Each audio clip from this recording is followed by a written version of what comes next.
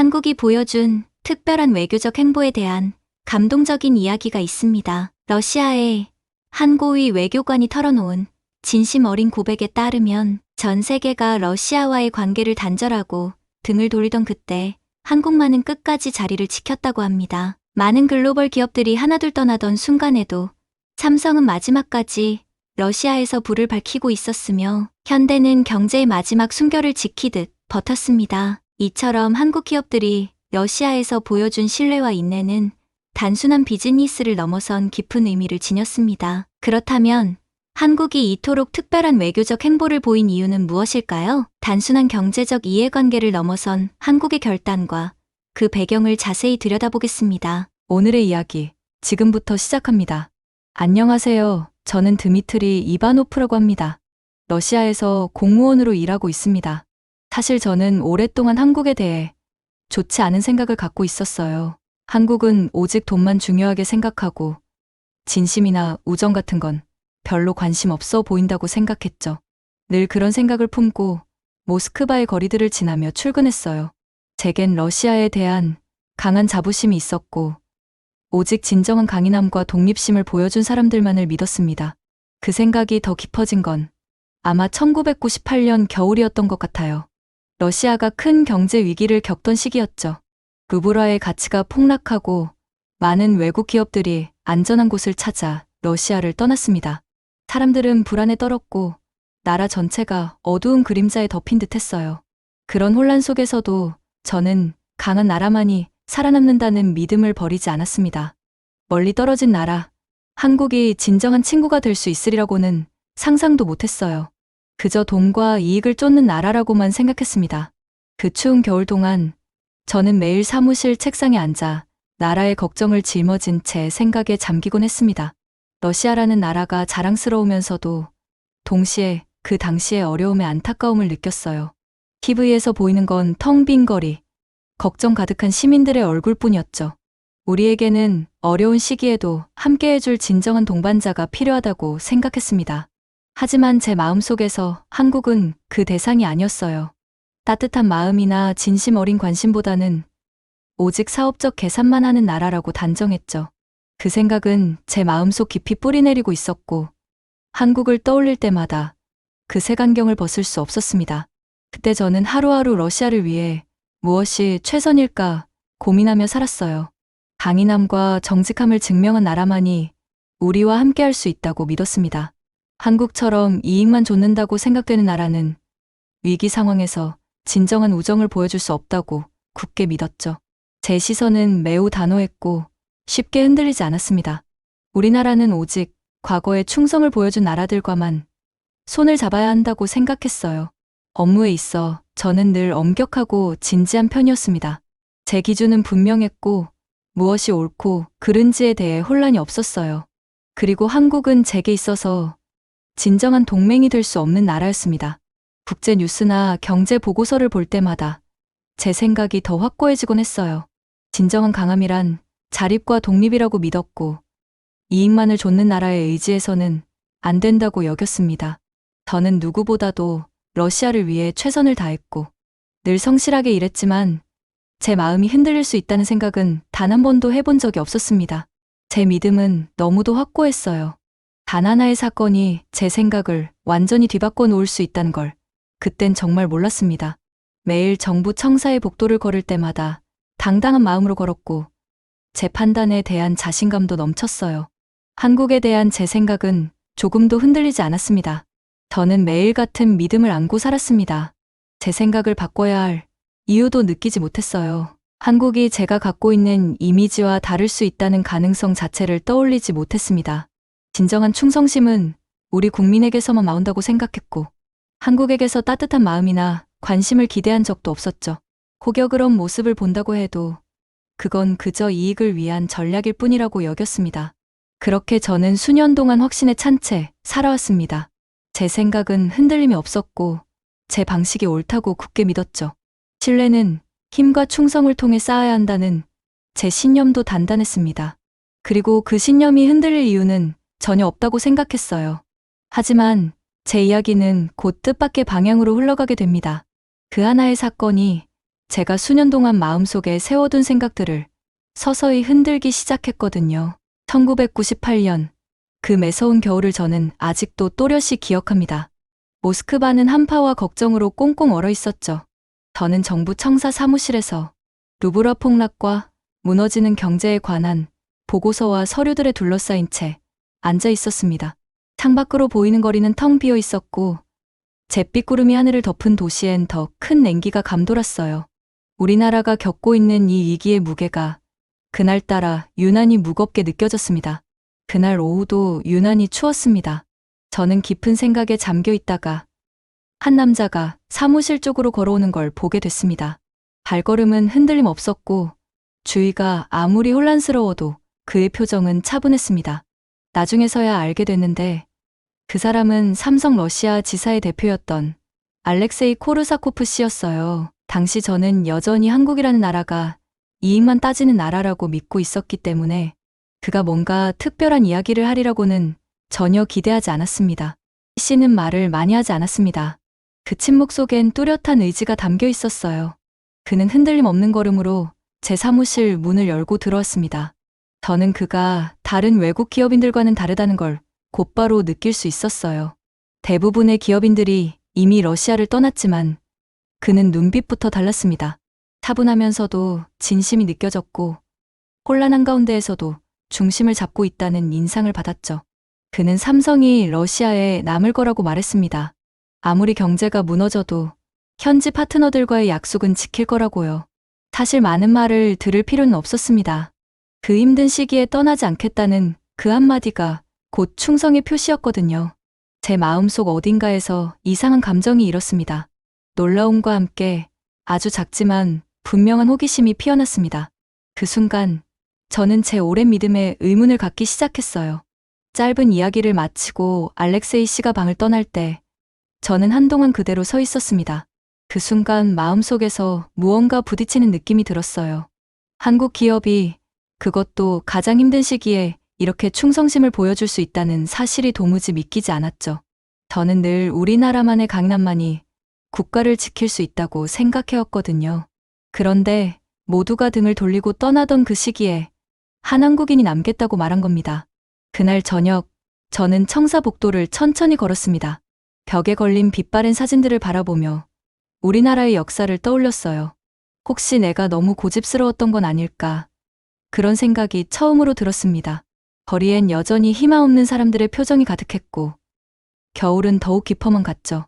하지만 그 순간 알렉세이 씨가 보여준 조용한 결심은 어쩌면 그 어둠 속의 작은 불빛 같았어요. 차디찬 밤을 살짝 덮여주는 따뜻한 불꽃처럼 느껴졌습니다. 그날 늦은 저녁, 저는 시청 근처 작은 공원 벤치에 앉아 있었습니다. 천천히 눈이 내리고 있었고 멀리 도시의 불빛이 흐리게 반짝였어요. 저는 눈이 내리는 걸 바라보며 조용히 앉아 있었습니다. 그러다 다시 알렉세이 씨 생각이 났습니다. 그의 그 조용했던 방문이 자꾸 마음에 떠올랐어요. 그 순간 저는 깨달았습니다. 한국이라는 나라에도 제가 전혀 보지 못했던 다른 면이 있다는 거요. 그 사람의 행동 하나하나가 어려운 시기에도 누군가는 따뜻함과 책임감을 가질 수 있다는 걸 말해주고 있었습니다. 그 위기 속에서 제가 본 장면들이 머릿속을 스쳐 지나갔습니다. 텅 빈 거리, 싸늘한 사무실, 멀리서 들려오던 사이렌 소리들. 그런 혼돈 속에서 한 기업이 남겠다고 결정한 건 제게 너무도 인상 깊고 큰 울림이었어요. 그 순간부터 저 안에서 무언가 변하기 시작했습니다. 오랫동안 굳게 닫혀있던 제 생각이 서서히 흔들리기 시작했어요. 어쩌면 제가 한국을 너무 단정 지어버렸던 건 아닐까, 그런 생각이 들었습니다. 물론 그때도 여전히 조심스러웠고 확신은 없었어요. 하지만 무언가 달라졌다는 느낌은 분명히 있었죠. 희망과 혼란이 뒤섞인 묘한 감정이 마음 한구석에서 피어났습니다. 제 편견이 진실을 가리는 장벽이 되어왔던 건 아닌가. 그런 질문이 자꾸 머릿속을 맴돌았어요. 위기의 순간에 끝까지 남아있겠다는 그 단순한 선택이 한국이라는 나라의 또 다른 모습을 저에게 보여준 셈이었습니다. 그날 이후 저는 한국이라는 나라가 단순한 비즈니스 그 이상일 수 있다는 가능성을 조금씩 보기 시작했습니다. 그날 밤 다시 사무실로 돌아왔을 때 제 마음은 여전히 혼란스러우면서도 묘하게 궁금했습니다. 제 인생이 이제 전혀 예상하지 못한 방향으로 흘러가게 될 거라는 예감이 들었어요. 알렉세이 씨와의 만남은 많은 질문을 남겼습니다. 저는 생각했습니다. 진정한 충성이란 꼭 국경 안에서만 나타나는 게 아닐 수도 있다는 거요. 때로는 편견으로 만든 믿음보다 조용한 행동 하나가 더 많은 걸 말해줄 수 있다는 것도 알게 됐습니다. 그 차가운 겨울날, 저는 희미하지만 분명한 희망을 보기 시작했습니다. 그리고 아주 조심스럽게 제 안에 자리 잡고 있던 한국에 대한 견고한 생각이 조금씩 변화하기 시작했죠. 그날 기술회의에 참석했던 기억은 아직도 생생합니다. 알렉세이 씨의 방문 이후 제 마음속에는 한국에 대한 의문과 혼란이 점점 커지고 있었거든요. 그래서 이번 회의가 제 생각을 정리하는데 도움이 되기를 바랐습니다. 회의는 넓고 밝은 회의실에서 열렸어요. 테이블과 의자들이 가지런히 놓여 있었고 벽에는 오래된 군사 장비 도표와 도식들이 걸려 있었죠. 저는 회의장에 앉으면서 긴장도 됐지만 동시에 묘한 기대감도 들었습니다. 그곳에서 저는 한국 기술진들과 처음 마주했습니다. 그들을 이끄는 사람은 미하일 바실리에프라는 분이셨어요. 그분과 함께 온 기술자들은 낡은 러시아 전차와 장갑차들을 조사하고 분석하는 임무를 맡고 있었습니다. 그들은 기계 하나하나를 세심하게 살피면서 작동 원리부터 상태까지 아주 꼼꼼히 들여다봤어요. 저는 그들이 낡은 금속 표면과 복잡한 부품들을 다루는 모습을 가만히 지켜봤습니다. 그들의 표정에는 집중력과 열정이 가득했죠. 단순히 기계를 그대로 쓰는 것이 아니라 어떻게든 더 나은 방향으로 개선하고 발전시키고 싶어하는 마음이 느껴졌습니다. 저는 말없이 그들의 설명을 들으며 조용히 앉아 있었습니다. 그들은 많은 말을 하지 않았어요. 대신 하나하나의 장비를 천천히 살펴보고 작은 기술적 요소에 대해 서로 진지하게 이야기를 나눴습니다. 그들의 눈을 바라보면서 저는 알 수 있었습니다. 그 눈빛 속엔 배우고 또 새로 만들어내고자 하는 열망이 반짝이고 있었거든요. 그들이 기계를 다루는 손길에서 기술에 대한 애정과 미래에 대한 책임감이 그대로 전해졌습니다. 그 모습을 보면서 저는 문득 혹시 내가 한국에 대해 잘못 생각해온 건 아닐까 하는 의문이 들기 시작했어요. 회의가 진행되는 동안 한국 기술자들이 던지는 질문 하나하나가 깊이 있었어요. 설계 과정, 사용된 소재, 장비의 제작 배경까지 그들은 단순히 작동 원리만 궁금해하는 게 아니라 어떻게 더 나은 방식으로 발전시킬 수 있을지도 고민하고 있었습니다. 그런 모습에 저는 감동을 받았고 제 마음 한켠에서 따뜻한 감정이 피어나기 시작했습니다. 마치 제 안에 있던 오래된 편견의 어둠 속에서 작은 불빛이 켜진 것 같았어요. 몇 시간을 그 회의실에서 보냈습니다. 저는 그들의 연구 과정을 지켜보며 메모도 하고 토론 내용을 정리하기도 했습니다. 그러면서 점점 확신하게 됐어요. 이 사람들이 가진 열정은 제가 이전에 생각했던 이익을 위한 목적과는 전혀 달랐다는 거요. 그들은 기술을 단순히 돈벌이 수단으로 보지 않았습니다. 오히려 오래된 장비를 발전의 발판으로 삼아 더 나은 미래를 그리기 위한 출발점으로 삼고 있었어요. 그리고 러시아의 기술을 존중하고 성실하게 접근하는 태도는 저에게 큰 인상을 남겼습니다. 회의가 끝난 뒤 저는 여러 감정이 뒤섞인 채 회의실을 나섰습니다. 제 앞에 있던 그 기술자들은 단순히 일만 하러 온 사람들이 아니었어요. 그들은 발전과 개선을 진심으로 바라는 사람들 같았습니다. 그들의 모습은 한국이 단지 돈만 생각하는 나라가 아닐지도 모른다는 생각을 제게 처음으로 심어줬죠. 저는 그들이 진심으로 머리와 마음을 다해 일하고 있다는 걸 느꼈고 동시에 제 지난날의 고집스러운 믿음을 떠올리며 부끄러움과 새로운 희망이 함께 찾아왔습니다. 저는 그날 깨달았습니다. 어려운 상황 속에서야 진짜 사람이 드러나는 법이라는 거려. 그리고 그날 보았던 한국 기술자들의 헌신은 한국이라는 나라가 제가 생각했던 것보다 훨씬 더 많은 가치를 가지고 있을 수 있다는 신호였습니다. 그들의 모습은 제 시야를 넓혀줬고 진심과 충성심은 예상치 못한 곳에서도 나올 수 있다는 걸 보여줬습니다. 에너지 협상이 있던 날도 저는 어제 일처럼 또렷하게 기억합니다. 앞서 있었던 기술회의 이후 제 마음은 여전히 한국에 대한 의문으로 가득했거든요. 내가 지금까지 믿어왔던 게 정말 맞았을까? 하는 생각이 계속 머릿속을 맴돌았습니다. 그러던 중 러시아와 한국 모두에게 매우 중요한 에너지 협상이 시작됐습니다. 저도 천연가스를 판매하는 협상팀의 일원으로 그 자리에 있었죠. 회의실엔 중요한 서류와 차트들, 그리고 진지한 표정들로 가득했어요. 자리에 앉으면서 저는 긴장도 됐고 또 한편으론 묘한 호기심도 느꼈습니다. 협상장 안에는 양국의 대표자들이 모두 모여 있었습니다. 러시아 측은 가스 가격을 최대한 높이려 애를 썼죠. 여러 가지 협상 전략들을 총동원하며 어떻게든 유리한 조건을 끌어내려 했습니다. 그런데 한국 대표단은 달랐어요. 그분들은 내내 침착했고 무례하게 굴거나 과장된 말을 하지 않았습니다. 오히려 조용하고 또박또박하게 아주 쉽게 이해할 수 있는 말들로 입장을 설명하셨죠. 오히려 그 단순함 덕분에 저는 귀를 기울이게 됐습니다. 그분들은 최저가를 원한다고 하지 않았습니다. 대신 공정한 가격을 이야기했어요. 그 순간 저는 생각했죠. 뭔가 내가 기대했던 모습과 다르다. 한국 측 대표단은 차분하면서도 명확하게 자신들의 입장을 설명했습니다. 복잡한 용어를 쓰는 대신 누구나 이해할 수 있는 방식으로 접근했어요. 그분들이 전달하고자 했던 메시지는 아주 분명했습니다. 공정한 거래는 양국 모두에게 장기적으로 도움이 될 것이다. 저는 그들의 눈빛 속에서 확신을 받습니다. 그 차분한 태도 덕분에 회의장 전체 분위기까지 한결 부드러워졌죠. 그 모습을 보며 저는 점점 확신하게 됐어요. 이 사람들은 단순히 돈을 벌기 위해 이 자리에 온 게 아니라는 거려. 신뢰와 공정함을 바탕으로 오래가는 파트너십을 만들고 싶어 하는 것처럼 보였습니다. 회의가 끝나고 저는 밖으로 나가 차가운 공기를 쐬며 천천히 거리를 걸었습니다. 그러다가 작은 슈퍼와 가게들을 지나치며 문득 마음이 무거워졌어요. 예전엔 흔하게 보였던 한국 제품들이 하나 둘 사라진 걸 깨달았거든요. 한때는 어디서든 쉽게 살 수 있었던 한국 라면이나 초코파이가 이제는 보이지 않았습니다. 그 제품들은 단순한 음식이 아니라 어려운 시기에 많은 사람들에게 작은 위안과 따뜻함을 주던 존재였어요. 그 순간 저는 예전에 봤던 풍경이 떠올랐습니다. 러시아가 가장 힘들던 시기, 어두운 거리 속에서 유일하게 불빛을 밝히던 삼성 사무실이 생각났죠. 그 빛은 절망 속에서 작은 희망처럼 느껴졌습니다.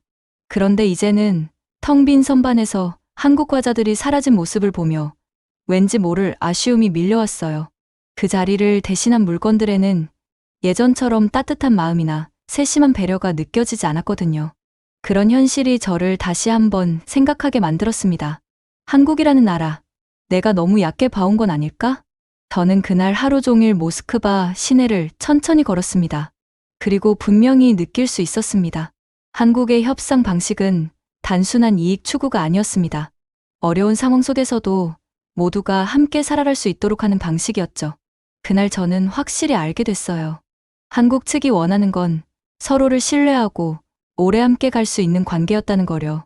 계산기 두드리듯 이득만 따지는 게 아니라 진심으로 함께하겠다는 태도였습니다. 그런 정직한 접근 방식은 제 마음속에 있던 오래된 선입견을 천천히 허물어뜨렸어요. 에너지 거래가 두 나라 모두에게 얼마나 중요한지도 다시금 깨달았습니다. 경제를 안정시키고 힘든 시간을 견디는 사람들에게도 희망이 될 수 있으니까요. 긴 하루를 마무리하며 저는 작은 카페에 들렀습니다. 창밖으로 흐릿한 도시 불빛을 바라보면서 그날 있었던 일들을 곱씹었어요. 저는 그제야 확실히 느꼈습니다. 공정함과 진심 어린 배려는 단순히 거래나 숫자의 문제가 아니라 사람들의 일상 깊숙이 스며드는 가치라는 거려. 그날 저는 분명히 깨달았습니다. 한 나라의 진짜 가치는 단기적인 이익이 아니라 오래도록 이어지는 신뢰와 정직한 협력에서 나온다는 거려.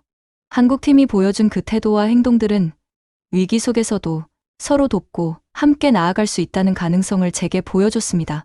그 이후로 저는 한국과 한국 사람들에 대한 존경심이 점점 더 깊어졌습니다.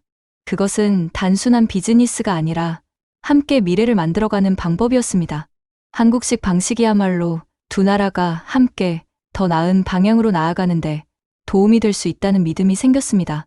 에너지 협상과 그것이 일상에 미친 영향은 제 인생에서 또 하나의 전환점이 되었습니다. 저는 깨달았습니다. 이제 러시아와 한국 사이에 새로운 다리를 놓을 때라는 거려. 며칠 동안 저는 전보다 훨씬 활기찬 마음으로 일에 몰두하게 됐습니다. 회의에 참석하고 양국이 어떻게 힘을 모아 더 나은 미래를 만들 수 있는지를 꼼꼼히 살펴봤어요. 그 후로 저는 한국 기업과 오랫동안 협력해온 분들을 찾아가 이야기를 듣기 시작했습니다. 하루하루 저는 모스크바의 분주한 거리들을 걸으며 사람들의 얼굴을 바라봤습니다. 차가운 날씨 속에서도 꿋꿋하게 살아가는 모습, 눈빛 속에 담긴 의지를 보며 생각했어요. 우리 한국 파트너들도 똑같은 힘을 갖고 있다는 거려. 우리가 함께 힘을 모으면 얼마나 멋진 미래를 만들 수 있을까. 그런 자부심이 마음 깊이에서 올라왔습니다. 공정함과 정직함 위에서 함께하는 그 힘은 정말 강력한 것이었어요. 시간이 지나면서 제 일의 성격도 조금씩 바뀌었습니다. 단순한 행정 업무에서 벗어나 이제는 러시아와 한국이 함께하는 새 프로젝트를 기획하는 쪽으로 옮겨갔어요. 저는 미래 에너지 협력을 위한 위원회에 합류했고 그 안에서 저는 늘 한 가지를 잊지 않으려 했습니다. 모든 결정은 상호 존중과 신뢰 위에 있어야 한다. 그래서 저는 회의에서 항상 다른 사람들의 이야기를 잘 듣고 제 의견도 솔직하게 나누려 노력했습니다. 그렇게 진심을 담은 소통이 오가면서 회의는 더 알차졌고 목표도 더 명확해졌어요. 또 저는 한국 문화와 역사에 대해서도 자연스럽게 관심이 생겼습니다. 책을 읽고 다큐멘터리를 찾아보면서 그분들의 전통과 행동을 이끄는 가치들을 배워갔어요. 특히 어려움을 묵묵히 이겨낸 이야기들을 들으며 깊은 존경을 느꼈습니다. 한국의 방식은 단순히 사업이 아니라 모두가 함께 살아가는 미래를 위한 길이라는 걸 점점 더 분명히 알게 됐어요. 서로의 고생과 꿈을 나누는 일은 생각보다 훨씬 더 우리를 가깝게 만들어주더라고요. 제 마음은 이제 새로운 생각들과 더 나은 미래를 받아들일 준비가 되어 있었어요. 그날 저는 스스로에게 조용히 다짐했습니다. 제가 겪었던 경험을 다른 이들과 나누고 그들도 편견을 조금씩 내려놓을 수 있도록 돕고 싶었습니다. 러시아와 한국이 나란히 서서 함께 더 나은 미래를 만들어가는 것. 진정한 협력의 열쇠는 정직함, 존중, 그리고 함께 꿈꾸는 미래라는 것. 저는 지금 신뢰로 가득 찬 마음과 하나된 정신으로 이 길을 계속 걸어갈 준비가 되어 있습니다. 제가 준비해온 사연은 여기까지입니다. 끝까지 시청해주셔서 진심으로 감사드리며 구독과 좋아요, 그리고 여러분들의 따뜻한 댓글 하나하나가 영상 제작에 큰 힘이 됩니다. 감사합니다.